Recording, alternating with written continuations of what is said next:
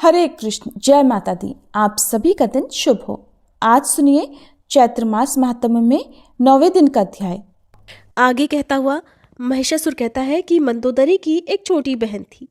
उस सुंदरी कन्या का नाम इंदुमती था। जब वह सौभाग्यवती कन्या विवाह के लायक हो गई, तब राजा चंद्रसेन ने उसके लिए स्वयंवर रचा। उस सभा मंडप में देश देशांतर के राजा उपस्थित हुए। इंदुमती ने किसी एक शक्ति संपन्न राजा के गले में हार डाल दिया। वह राजा बड़ा ही सुंदर, कुलीन और सुशील तथा सभी शुभ लक्षणों से युक्त था। उसी समय मंदोदरी पर काम के बाण असर कर गए। वह आतुर हो उठी। इतने में किसी एक शूद्र नरेश पर उसकी दृष्टि पड़ गई। वह बड़ा दुष्ट था, किंतु उसके सभी अंगों में चतुरता भरी हुई थी। दैववश राजकुमारी के मन में वही जच गया। तब सुंदरी मंदोदरी ने अपने पिता से कहलाया कि पिताजी, आप मेरा भी विवाह कर दीजिए। आज इस स्वयंवर के अवसर पर मद्र देश के राजा को देखकर मुझे ऐसी इच्छा उत्पन्न हो गई है। पुत्री की इस बात को सुनकर राजा चंद्रसेन मन ही मन हंसे और फिर उस काम की व्यवस्था में लग गए। मद्र देश के राजा चारुदेशन को घर पर बुलाया और वैवाहिक विधि संपन्न करके अपनी कन्या मंदोदरी उसे सौंप दी। उपहार में बहुत सारा सामान दिया। चारुदेशन भी उस सुंदरी कन्या को पाकर अत्यंत हर्षित होकर अपने घर चला गया। रानी सहित राजा चंद्रसेन के मन की जलन भी शांत हो गई। चारुदेशन राजाओं में सुप्रसिद्ध राजा था। कामिनी मंदोदरी के साथ बहुत दिनों तक उसने आनंद किया, लेकिन वह दुष्चरित्र था। उसके अति निंदनीय आचरण मंदोदरी ने खुद देख लिए। अब तो मंदोदरी का मन दुख से भर गया। उसने सोचा कि पूर्व काल में स्वयंवर के अवसर पर जब इस शठ राजा को मैंने देखा था, तब इसके स्वभाव से मैं अनजान थी। मैंने मोह के कारण ये बड़ा अनर्थ कर डाला। इस धूर्त राजा ने तो मुझे ठग लिया। अब मैं क्या करूं? केवल दुखी दुख मेरे हाथ लगा। ये चारुदेशन अत्यंत निर्लज्ज, निर्दयी और धूर्त है। ऐसे पति के प्रति प्रेम कैसे ठहर सकता है? आज मेरे इस जीवन को धिक्कार है। आज तक सांसारिक सुखों से मैं विरक्त थी। मुझे जो नहीं करना चाहिए था वही काम मैंने कर डाला, और उसी के परिणाम स्वरूप मुझे ये दुख भोगना पड़ रहा है। अब अगर मैं अपने प्राण त्याग देती हूँ तो ये तो बड़ी दुस्सह आत्महत्या हो जाएगी। इसलिए अगर मैं तत्काल अपने पिता के घर चले जाऊं तो वहां भी सुख मिलना असंभव ही होगा, क्योंकि सखियों के लिए तो मैं भी उपहास की सामग्री बन जाऊंगी, और इसमें कोई संशय भी नहीं है। इसलिए विरक्त होकर अब यहीं रहना मेरे लिए परम कर्तव्य है। समय बड़ा बलवान है। इसके प्रभाव से पुनः काम संबंधी सुख का परित्याग आवश्यक हो गया। महिषासुर देवी को आगे बताते हुए कहने लगा कि इस प्रकार सोच समझकर वह नारी मंदोदरी दुराचारी पति के घर पर रह गई। उसका प्रत्येक क्षण शोक और दुख से बीतने लगा। सांसारिक सुख उसके लिए नहीं के बराबर हो गया। इसलिए कल्याणी, तुम भी इस समय मुझ राजा का अनादर करके फिर कामातुर होकर किसी मूर्ख निंद्य पुरुष की सेवा में रहना चाहती हो? तो मेरी सच्ची बात मान लो। स्त्रियों के लिए ये परम हितकारक है, और अगर तुम ऐसा नहीं करती हो तो तुम्हें अपार शोक का सामना करना पड़ेगा। इसमें भी कोई संदेह नहीं। महिषासुर की बात सुनकर देवी ने कहा, अरे मूर्ख, तू अब पाताल भाग जा या फिर मुझसे युद्ध कर। तुझे मारने के बाद संपूर्ण असुरों का वध करके मैं सुखपूर्वक यहां से चली जाऊंगी। दानव, जब जब संत पुरुषों पर कष्ट पहुंचता है तब तब उनकी रक्षा करने के लिए मैं देह धारण करके प्रकट होती हूँ।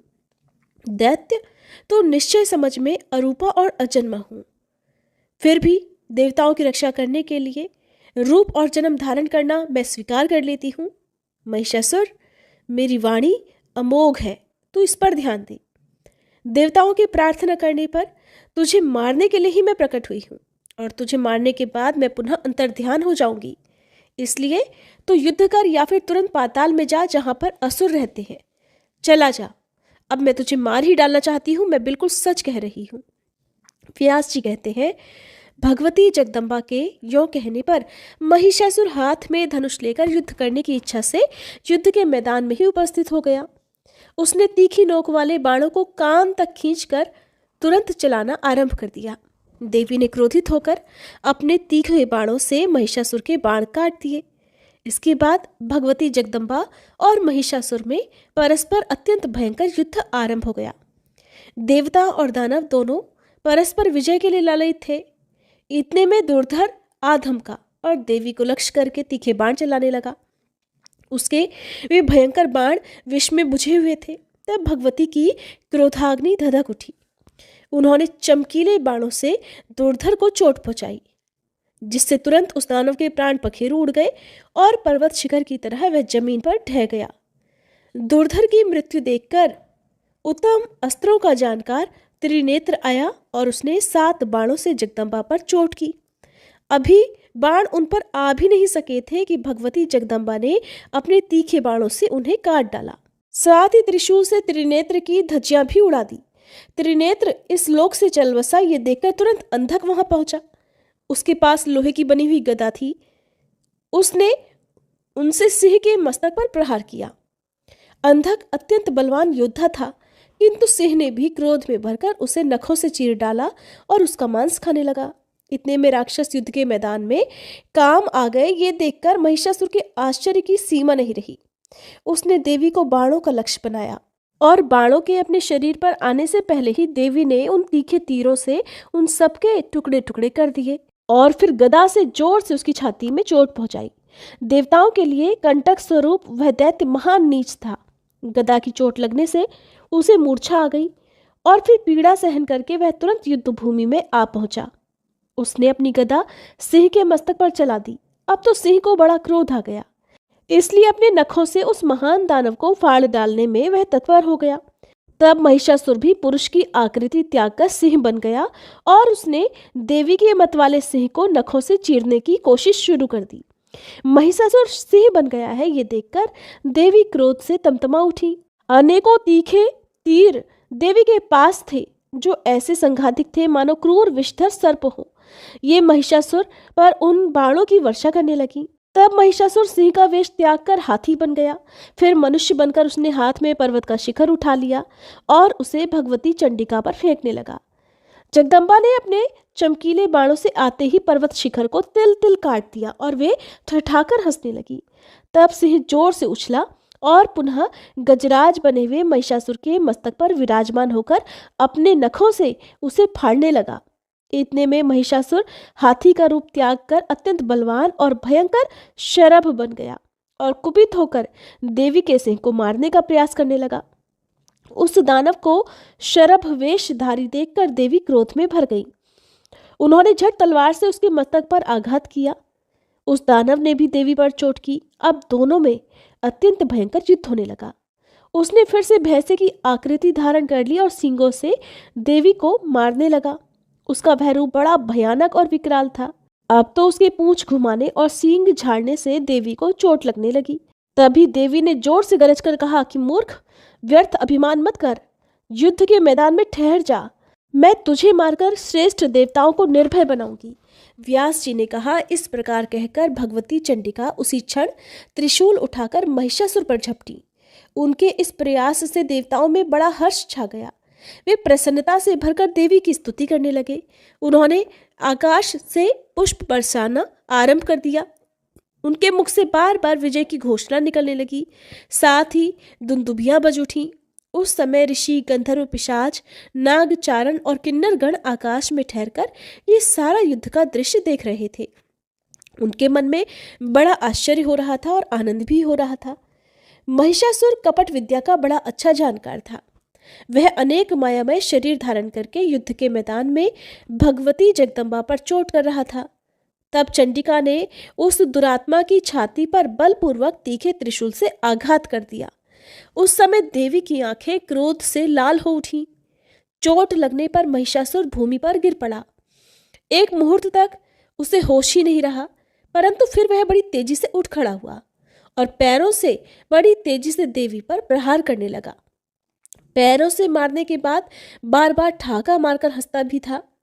उसके मुख से भयंकर गर्जना निकल रही थी, जिसे सुनकर देवताओं के हृदय में आतंक छा जाता था। इसके बाद भगवती जगदम्बा ने 1000 अरों वाला श्रेष्ठ चक्र हाथ में उठा लिया। महिषासुर सामने खड़ा हुआ था। देवी बड़े ऊंचे स्वर से गरजकर उससे कहने लगी, अरे मदांध, इस चक्र को देख, तेरे मस्तक को ये धड़ से अलग कर देगा। अभी क्षण मात्र तुझे ठहरना है, फिर तो यमलोक जाने की तैयारी है ही। ऐसा कहकर भगवती चंडिका ने उस युद्ध स्थली में भयंकर चक्र चला दिया। उस चक्र के लगते ही महिषासुर का मस्तक धड़ से अलग हो गया। उस समय उसके विशाल कंठ की नली से इस प्रकार गर्म खून की धारा बहने लगी मानो गेरू आदि धातुओं से युक्त लाल पानी का झरना बड़ी तेजी से पर्वत से गिर रहा हो। मस्तक कट जाने पर महिषासुर का धड़ चक्कर काटकर धरती पर गिर पड़ा। देवताओं के मुख से सुख बढ़ाने वाली विजय घोषणा शुरू हो गई। भगवती के वाहन सिंह में भी अप्रतिम बल था। युद्ध भूमि से भागने में व्यस्त जितने भी दानव थे उन्हें वह इस प्रकार खाने लगा मानो उसे बड़ी जोर की भूख सता रही हो। राजन, क्रूर महिषासुर के मर जाने पर बचे हुए संपूर्ण दानव भय से त्रस्त हो उठे। उन सब ने पाताल लोक की राह पकड़ ली। उस दानव के चल बसने पर भूमंडल पर जितने भी देवता, मुनि, मानव या अन्य साधु पुरुष थे उन सब के मन में अपार हर्ष हुआ। फिर भगवती चंडिका भी युद्धभूमि से प्रस्थान करके एक पवित्र स्थान में जा विराजी। सुरगण को सुखी करना भगवती का स्वभाव ही है, इसलिए उन देवी की आराधना करने के लिए वे तुरंत वहां पर आ पहुंचे। व्यास जी कहते हैं, महिषासुर का वध देखकर इंद्र प्रभृति सभी देवताओं के मन में अपार हर्ष हुआ और वे भगवती जगदम्बा की स्तुति करने लगे। सभी देवतागण हाथ जोड़कर स्तुति करते हुए कहने लगे कि देवी, आपकी शक्ति के प्रभाव से ब्रह्मा इस जगत की सृष्टि करने, विष्णु पालन करने तथा संहार के अवसर पर रुद्र नाश करने में सफल होते हैं। उनके पास आपकी शक्ति का अभाव हो जाए तो वे किसी भी प्रकार समर्थ नहीं हो सकते। इसलिए जगत की सृष्टि, स्थिति और नाश का कार्य आपके ही ऊपर निर्भर है। कीर्ति, मति, स्मृति, गति, वसुधा, कमला, अजपा, पुष्टि, कला, विजया, गिरिजा, जया, क्षमा, कांति और मेधा, ये सब नाम आपके ही है। ये बात इस त्रिलोकी में विख्यात है। सभी जगत को आश्रय देने वाली है जगदम्बे। आपकी इन शक्तियों से पृथक रहकर कौन ऐसा है जिसमें कार्य करने की क्षमता आ जाए, जो कुछ भी कर सके? भगवती, ये निश्चित है कि धारणा शक्ति भी आप ही हो, अन्यथा जो कच्छप और शेषनाग है उनमें पृथ्वी को धारण करने की क्षमता कैसे आ सकती है? माते, पृथ्वी भी आपसे कोई अतिरिक्त वस्तु नहीं है, क्योंकि अगर ऐसा ना माने तो प्रचुर भार से संपन्न ये जगत निराधार आकाश में भला किस प्रकार ठहर सकता है? जगत के चराचर प्राणियों को भोग प्रदान करना भी आपका ही कार्य है। 7 प्रकृतियां और 16 विकार आपके ही अंश हैं, जिनसे युक्त होने के कारण जीव जगत सदा बना रहता है। देवी, आप सदा करुणा रस से ओतप्रोत रहती हो। जिन मंदबुद्धि प्राणियों के मन में आपकी आराधना का भाव जागृत नहीं होता, उन भूले हुए व्यक्तियों को संसार रूपी सागर में सदा गिरते रहना ही अभीष्ट है। हे चंडिके, आपके चरण कमल से उत्पन्न हुई धूल के प्रसाद से ही सृष्टि के आरंभ में ब्रह्मा अखिल भूमंडल की रचना करते हैं तथा श्री विष्णु और रुद्र को पालन और संहार क्रिया में सफलता प्राप्त होती है। जो मनुष्य आपको नहीं भजता, शक्ति की आराधना नहीं करता, वह अवश्य ही मंदभागी है। देवी, दानवों और देवताओं के लिए भी वाग देवता आप ही हो। अगर उनके मुख पर आपका निवास न हो तो सर्वोत्कृष्ट देवता भी बोलने में असमर्थ है। मुख होने पर भी आपसे रिक्त रहकर मानव बोल नहीं सकते। भगवती, अद्भुत बात तो यह है कि शत्रु भी आपके लिए दया के पात्र बने रहते हैं। इसलिए युद्ध के मैदान में आपके तीखे बाणों से मरकर वे स्वर्ग के अधिकारी बन जाते हैं। ये महिषासुर महान निर्दयी था, आपने इसे मारकर इन देवताओं की रक्षा की है। हे जननी, हम मंदबुद्धि जन आपकी महिमा कैसे जान सकते हैं? आपकी गति को यथार्थ रूप से जानने में तो वेद भी असमर्थ है। हे सुप्रसिद्ध प्रभाव वाली अंबिके, आपने जगत में महान कार्य किया, जो इस दुरात्मा शत्रु के प्राण हर लिए। ये संसार का अचिंत्य कांटा था। इस कार्य जगत में अवश्य ही आपकी कीर्ति फैली है। अब कृपा पूर्वक आप हमारी रक्षा करो। व्यास जी कहते हैं, इस प्रकार देवताओं के स्तुति करने पर देवी ने मधुर स्वर में उनसे कहा, आदरणीय देवताओं, इसके अलावा जो कोई भी दुस्साध्य कार्य हो तो उसे बताओ। जब जब देवताओं के सामने कोई अत्यंत दुर्घट कार्य उपस्थित हो जाए तब तब मुझे याद करना चाहिए। मैं शीघ्र ही तुम्हारा संकट दूर कर दूंगी। देवताओं ने कहा, देवी, ये महिषासुर हमारा घोर शत्रु था और आज आपके हाथ ये काल का ग्रास बन गया। इससे हमारे सभी कार्य संपूर्ण हो गए। जगदम्बे, अब आप अपने प्रति हमारी ऐसी अविचल भक्ति स्थापित कर दो जिसके परिणाम स्वरूप हमारे द्वारा निरंतर आपके चरण कमलों का स्मरण होता रहे। केवल माता ही ऐसी है जो हजारों अपराधों को सदा सहा करती है। इस बात को जानकर मनुष्य आप जगन माता की उपासना क्यों नहीं करते? इस देह रूपी वृक्ष पर 2 पक्षी विराजमान हैं। इनमें निरंतर सख्य भाव वर्तमान रहता है। तीसरा कोई सखा नहीं है जो अपराध क्षमा कर सके। इसलिए अपने परम सखा रूप आप परमेश्वरी को छोड़कर जीव किसकी कृपा से कल्याण प्राप्त कर सकेगा? देवताओं या फिर मानवों में भी वह प्राणी पापात्मा, मंदभागी और अधम है जो अत्यंत दुर्लभ देह धारण करके भी आपके भजन भाजन से विमुख है। मन, वाणी और कर्म से बार बार दोहराकर हम ये सत्य कह रहे हैं, देवी, सुख अथवा दुख, प्रत्येक परिस्थिति में आप ही हमारे लिए अद्भुत शरण हो। आप अपने संपूर्ण आयुधों के द्वारा हमारी निरंतर रक्षा करो। आपके चरण कमलों की रज को छोड़कर हमारे लिए और कोई भी शरण नहीं है। श्री व्यास जी कहते हैं, इस प्रकार देवताओं की स्तुति करने पर भगवती जगदम्बा वहीं अंतर्ध्यान हो गई और फिर वहां से प्रस्थान हो गई। राजा जन्मेजय ने व्यास जी से कहा, हे मुनिवर, भगवती जगदम्बा का प्रभाव जगत को शांति प्रदान करने वाला और परम आदरणीय है। मुझे अब इसका पता लगा है। हे मुनिवर, आपके मुखारविंद से निकली हुई इस सुधामयी कथा का रसपान करते करते मेरा मन नहीं अघाता। देवी का यह परम पावन चरित्र कम पुण्य वाले मनुष्यों के लिए प्राप्त होना अत्यंत कठिन है और भगवती जगदम्बा का यह लीला चरित्र देवताओं और प्रधान मुनियों के लिए भी रक्षा का परम साधन है। मनुष्यों को संसार रूपी समुद्र से तारने के लिए ये एक सुदृढ़ नौका है। इसलिए हे सत्यवती नंदन व्यास जी, आप तो बड़े दयालु हैं। अब कृपा करके मुझे देवी का उत्तम चरित्र भी सुनाइए। महिषासुर महान पापी था। देवताओं के सामूहिक संपूर्ण तेज से प्रकट हुई देवी भगवती उसे मारने के बाद देवताओं द्वारा पूजित होकर फिर कहाँ पधारी? महाभाग, अभी अभी आप कह चुके हैं कि भगवती भुवनेश्वरी अंतर्ध्यान हो गई, तो फिर स्वर्गलोक या मृत्युलोक कहाँ पर उनका निवास हुआ? उन्होंने वहीं अपने देवी शरीर का संवरण कर लिया या फिर वे वैकुंठ में विराज गईं या फिर सुमेरु गिरी को सुशोभित कर लिया? ये सब मुझे बताने की कृपा करें। तब व्यास जी कहने लगे, राजन, मैं इसके पूर्व तुमसे कह चुका हूँ कि मणिद्वीप एक रमणीय धाम है। वहां देवी जी सदा क्रीड़ा किया करती हैं। वह स्थान उनके लिए बहुत प्रिय बतलाया गया है। ये वो स्थान है जहां पहुंचने पर श्री ब्रह्मा, विष्णु और शंकर जी को स्त्री हो जाना पड़ा था और पुनः पुरुषत्व पाकर फिर वे अपने अपने कार्य में संलग्न हुए। वह परम मनोहर द्वीप अमृतमय समुद्र के मध्य भाग में विराजमान है। भगवती जगदम्बा तरह तरह के रूप धारण करके वहां सदा लीला करती हैं। देवताओं द्वारा स्तुति और सुपूजित होने के बाद कल्याणमयी देवी वहीं पधार गई। वे माया शक्ति और सनातनी है। उस दिव्य स्थान पर अविच्छिन्न गति से उनका कीर्तन हुआ करता है।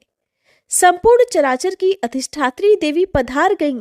ये देखकर देवताओं ने एक सूर्यवंशी महाबाहु राजा को भूमंडल का अध्यक्ष बना दिया। शत्रुघ्न नाम से विख्यात वह राजा सभी शुभ लक्षणों से संपन्न था। महिषासुर की उत्तम राजगद्दी उसे प्राप्त हुई। वह अयोध्या में रहकर राज्य करने लगे। इंद्र प्रभृति संपूर्ण देवता राजा शत्रुघ्न को राज्य का उत्तराधिकारी बनाकर अपने अपने वाहनों पर सवार होकर अपने अपने स्थान के लिए प्रस्थान कर गए। राजन, उन देवताओं के चले जाने पर भी जगत में धर्मराज्य स्थापित हो गया। प्रजा सुख से समय बिताने लगी। मेघ उचित समय पर जल बरसाते थे।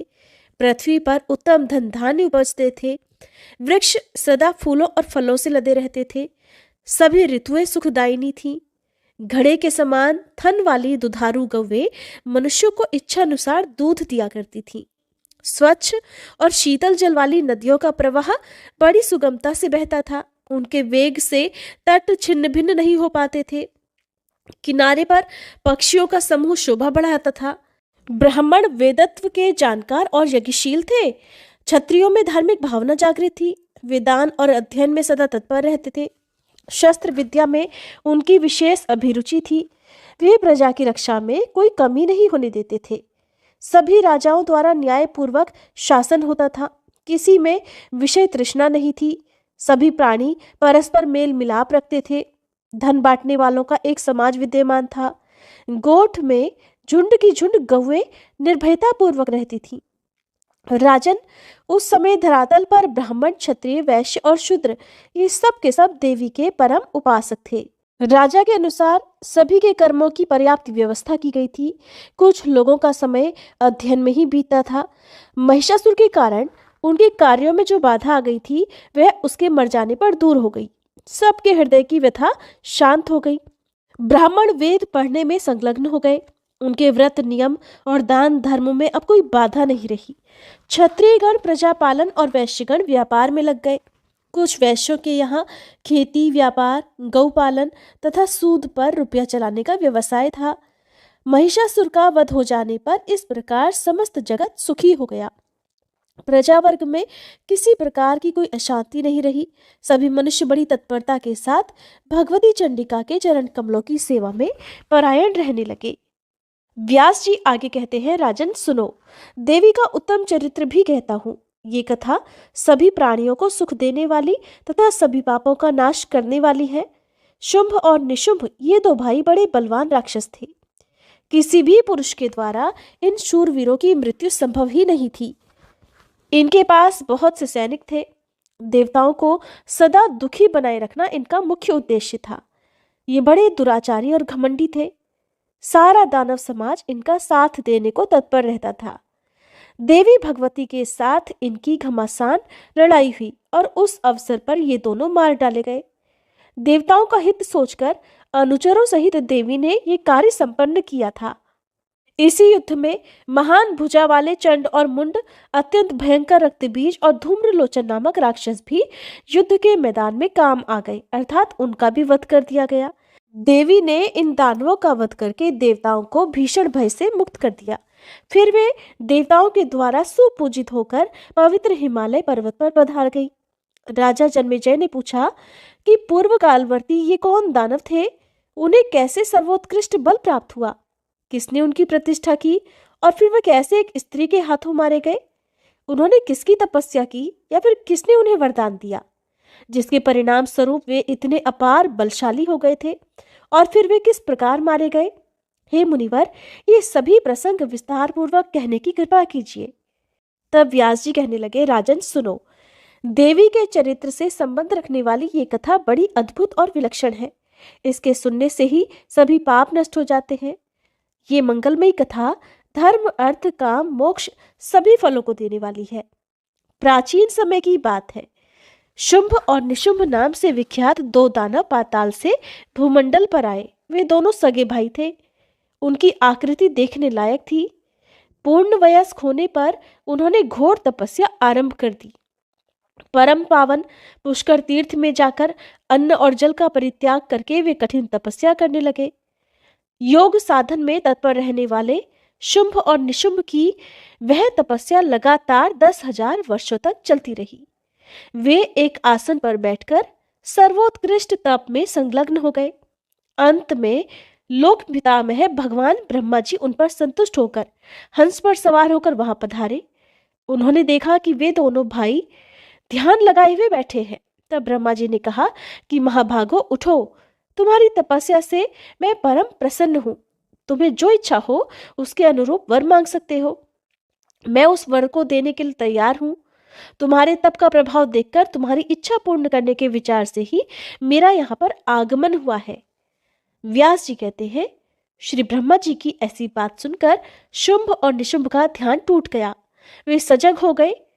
प्रदक्षिणा करके उन्होंने श्री ब्रह्मा जी के चरणों में मस्तक झुकाया और दंड की तरह वे उनके सामने गिर पड़े। उनके शरीर अत्यंत दुर्बल हो गए थे। दीन होकर गदगद वाणी में वे ब्रह्मा जी से मधुर वचन कहने लगे कि हे देवाधिदेव, हे दया सिंधु, हे ब्राह्मण, आप भक्त जनों को अभय कर देते हैं।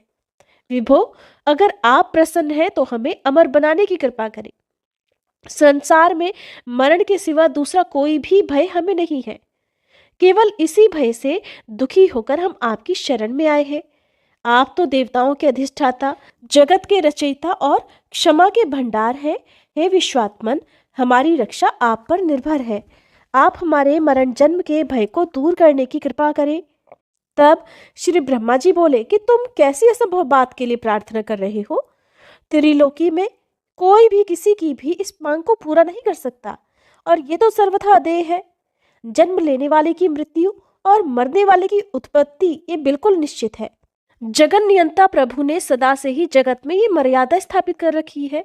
सभी प्राणी सर्वथा मरणशील हैं, इसमें संशय नहीं किया जा सकता। इसलिए तुम कोई दूसरा वर मांगो, मैं उसे अवश्य पूरा कर सकता हूँ। व्यास जी कहते हैं, ब्रह्मा जी के वचन सुनकर शुंभ और निशुंभ कुछ क्षण तक विचार में पड़े रहे।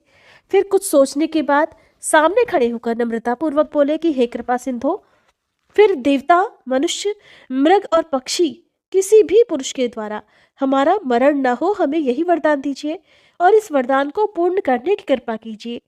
किसी स्त्री में तो ऐसी शक्ति हो नहीं सकती जो हमें मार सके। चराचर त्रिलोकी में किसी भी स्त्री का हमें किंचित मात्र भय नहीं है। हे ब्रह्मा जी, हम दोनों भाइयों को पुरुष मात्र के अवध्य होने का वरदान मिलना चाहिए। स्त्री से हमें कोई डर नहीं, क्योंकि वह तो स्वाभाविक ही अबला होती है। व्यास जी कहते हैं, शुंभ और निशुंभ की बात सुनकर ब्रह्मा जी उन्हें उनके अनुरूप वर देकर प्रसन्नतापूर्वक अपने स्थान पर पधार गए। ब्रह्मा जी के ब्रह्मलोक सिधार जाने पर शुंभ और निशुंभ भी अपने घर लौट गए। घर पहुंचकर उन्होंने शुक्राचार्य जी को पुरोहित बनाया और सभी प्रकार से उनकी पूजा की। फिर उत्तम दिन और नक्षत्र देखकर मुनि ने एक सुंदर चांदी का राज सिंहासन उन्हें प्रदान किया। शुंभ बड़ा भाई था, इसलिए उसे राजगद्दी पर बैठने का अधिकार प्राप्त हुआ। अनेकों सुप्रसिद्ध दानव उसी क्षण शुंभ की सेवा में सम्मिलित हो गए। चंड और मुंड ये दोनों भाई महान पराक्रमी और बलशाली थे। ये अपनी सेना के साथ शुंभ की सेवा में आ पहुंचे। इनके पास हाथी, घोड़े और रथों की भरमार थी। धूम्रलोचन नामक एक प्रचंड प्रतापी दैत्य था। शुंभ को दानवी गद्दी पर बैठने का अधिकार प्राप्त हुआ है, ये सुनकर वह भी सेना सहित आ पहुंचा। इस प्रकार शूरवीर रक्तबीज भी आ गया। वरदान के प्रभाव से उसे असीम बल प्राप्त था। उसके पास 2 अक्षौहिणी सेना थी।